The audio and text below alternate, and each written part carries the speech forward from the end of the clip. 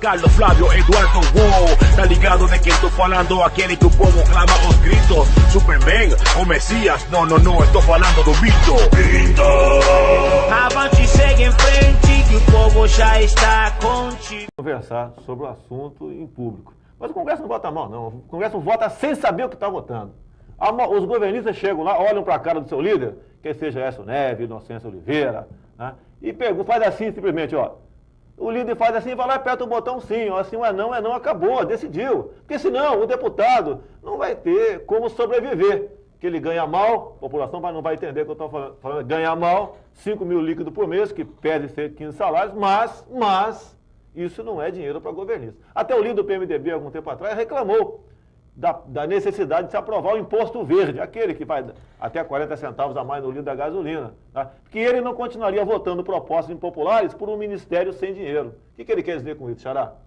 Que o ministério dele tem que ter dinheiro para arrumar as estradas? Não, porque meu partido também quer arrumar o PT, o PV, o PX, o PY, todo mundo quer arrumar a estrada. Mas está na cara que parece que esse pessoal, agindo dessa maneira, tendo dinheiro do seu ministério através de empreiteiras, consegue muita ajuda para a campanha no futuro. E aí você acha que a CPI é uma solução para os problemas nacionais? Por exemplo, a CPI do Judiciário, você acha que isso vai resultar em alguma coisa benéfica para a população?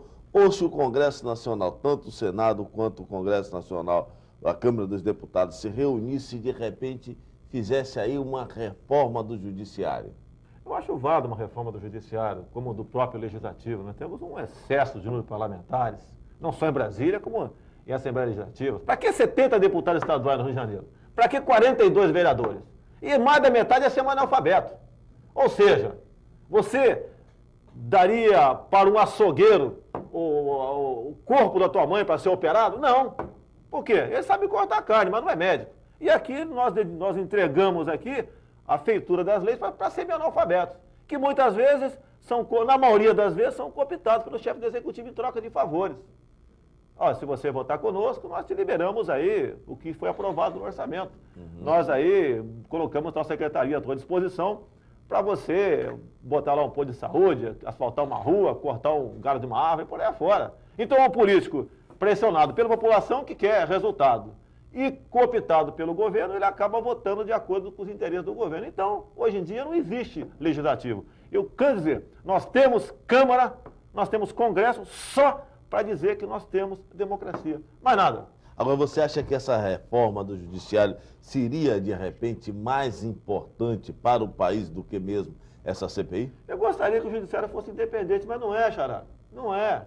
Né? Não quero defender o pobre aqui não, mas quem não tem dinheiro, né, com raras exceções, como temos, por exemplo, uma brilhante juíza aqui, a Salete Macaló, que eu acompanho no Diário Oficial do trabalho dela, etc. Se você não tem recurso, o teu processo não anda. Por quê? Aquele juiz que bate o martelo contra o executivo jamais será promovido. Em Brasília, o juiz que decide contra a Fernando Henrique Cardoso, jamais ele será indicado para o STJ, para o STF, para o STM, etc.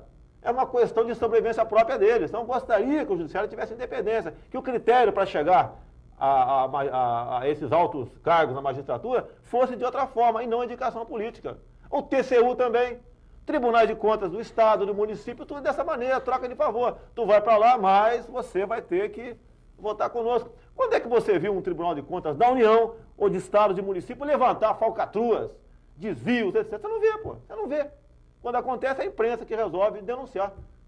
Não sei por que motivo. Porque tem também no orçamento da União 500 milhões de reais para você dar para a imprensa. E a imprensa, uma grande parte dela, sobrevive disso.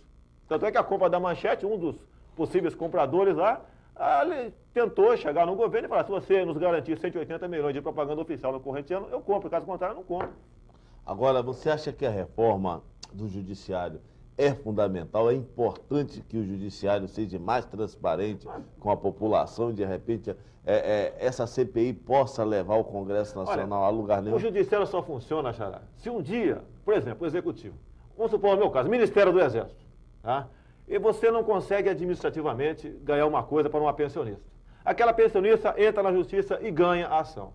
Outras, nas situações semelhantes, continuam tendo seus processos, os seus requerimentos indeferidos. Então, se após a segunda entrada dessa pensionista requerendo aquilo, se o Exército negasse, se o ministro do Exército fosse responsabilizado pecuniariamente, pode ter certeza que nós desafogaríamos a justiça. Teremos uma justiça que atendesse a todos. Seria basicamente a súmula vinculante. Mas isso aí tem um lobby grande. Como é que advogado vai ganhar dinheiro? Né? Porque o pessoal costuma muito acusar parlamentar de corrupto. Mas como é que os advogados vão ganhar dinheiro? Se uma só ação julgada naquele sentido, serviço de jurisprudência para todos os demais.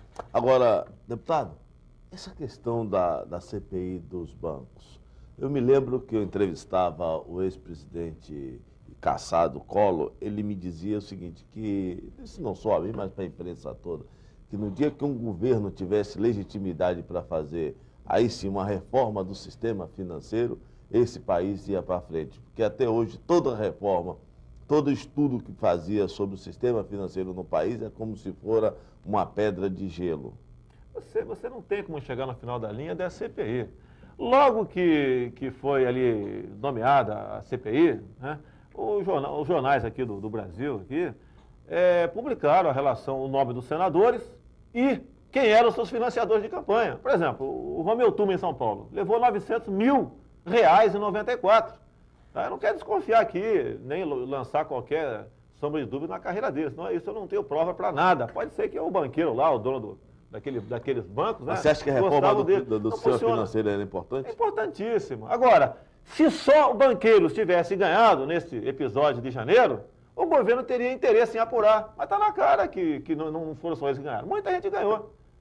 Isso é uma grande panelinha em Brasília. E o poder é isso daí. O secretário da Receita Federal disse na CPI dos bancos que precisa urgentemente de reformas importantes, como acabar essa indústria de liminares, que banqueiro não paga imposto, que 80 bilhões de dólares foram deixados de arrecadar imposto das grandes empresas. O que é necessário fazer? Ô, Xará, o que acontece? Vamos lá, Xará, vamos para o povo entender a nossa conversa aqui. Tá? Tem muito parlamentar em Brasília. Uma vez a CBN me abriu um espaço ao vivo para falar do Pedrinho Abrão, se deu mal. Tá? Que eu falei como foi a corrupção do Castanhão, todinho ao vivo, Rede Nacional, e ministro Gustavo Krause, Pedrinho Abrão, ninguém me ameaçou de processar. Então o que acontece? O que é comum? Você é um péssimo empresário, ou banqueiro, sei lá o que for. Eu sou um deputado federal. Eu chego a você e fazemos um acerto. E eu chego ao governo da República e falo o seguinte, olha, eu voto tudo com você dentro da Câmara, mas o empresário ou banqueiro Jair, você não se mete com ele. E está resolvida a parada. Então essa história para fazer uma reforma, o governo aprova tudo o que ele quer. Medidas altamente impopulares para a população, como a CPMF, contribuição previdenciária de servidor inativo, etc. Por que não aprova isso contra banqueiro? Não aprova porque não quer, Xará. Isso é embuste, isso é demagogia. É para enganar a população que está buscando alguma coisa e joga a culpa no Congresso. Qualquer proposta decente de FHC, eu voto com ele. Mas até agora eu não vi nenhuma proposta decente chegar na Câmara. Em consequência, não pude votar com ele. Você acha que o presidente da República está desgastado perante a população? E junto ao Congresso Nacional, qual análise você faz hoje do Fernando Henrique Cardoso? Nós vivemos sob a égide do governo mais corrupto da história do Brasil. Eu botaria um ponto final aí. E a ele não interessa que nenhuma CPI seja instalada na Câmara dos Deputados, que algo seja apurado, que vai chegar nele, vai chegar no governo dele. Até diz que aquele dossiê Caiamã veio de fora. E foi para mostrar para o governo aqui o seguinte, vocês têm o rabo preso lá fora. Se não fizeram o que nós queremos agora, em janeiro, a gente vai denunciar isso e vocês vão cair igual o Collor de Mello. Isso que acontece, Xará. Não interessa apurar absolutamente nada. Eu, por exemplo, respondi um processo no Exército. Na época eu não sabia que poderia pedir o conselho de justificação, como capitão do Exército. E o ministro me acusou que eu poderia ter pedido o conselho, que seria uma maneira de eu provar minha inocência. O conselho foi instalado, graças a Deus fui absolvido por 9-4. E graças a Deus mesmo, caso contrário, se eu não tivesse tido a chance de ser processado, eu não teria como justificar a minha inocência. E eu acabaria sendo responsabilizado do quê? De ter um plano para destruir a Vila Militar, em 87, e também, né, a maneira de comprovar a minha inocência, tendo de vista esse plano, e teria passado por mentiroso também, que a acusação básica foi essa, que eu estava mentindo. Eu pude provar a minha inocência. Então qualquer governo, eu acho, né, no caso de uma CPI, tem a tua chance de provar a tua inocência. Agora, como é que pode um ex-presidente de Banco Central falar que tem o direito de ficar calado? É um imoral, um sem vergonha. Ele tinha que ir lá e contar a verdade. Por que o medo da verdade? Eu não tenho medo da verdade, Xará. Pode perguntar o que você quiser para mim, eu não sei da minha vida particular. Público, particular, dentro de casa. Fora isso, eu abro qualquer coisa para você. Não tem problema. Agora, é um governo que não tem moral. Ele mesmo recomenda o chefe da Casa Civil a dizer ao Chico Lopes que não podia abrir a boca. Porque se ele abrir a boca, cai o governo. Ou você acha que só o banqueiro faturou nisso aí? Ao seu juízo, o que é que você acha do professor Chico Lopes? É um ladrão. Eu não posso falar outra coisa. Quer me processar, processe. Ainda bem que tem imunidade. Tá ok? Então, eu me escuso realmente da mulher. Preciso dela. Caso contrário, eu estaria morto. Como eu não tenho dinheiro para contratar advogado para me defender, se fosse o caso. Eu ganho 5 mil líquido por mês. Tenho 30% de pensão alimentícia, 3.500 por mês. Estou reclamando do meu salário, não. Mas eu não teria como contratar advogado. Porque ou você contrata advogado de nome, como o Chico Lopes contratou, não sei a peso do quê, de dólar, com toda certeza, ou você não tem advogado. Você quer ver? Na CPI do narcotráfico, entrei lá sem querer nela. Estava uma sessão secreta. Estava ouvindo aquele coronel que estaria envolvido ali, que teria colocado a mala aqui no avião para ir para fora. Estava lá, quando logo cheguei, o Turminha deu um tapa na mesa, né? Perguntou para ele, qual é o brigadeiro que o senhor está escondendo? Acabou ali o depoimento do coronel. O Turminha não pode fazer aquilo. É falta de caráter. Falta de caráter.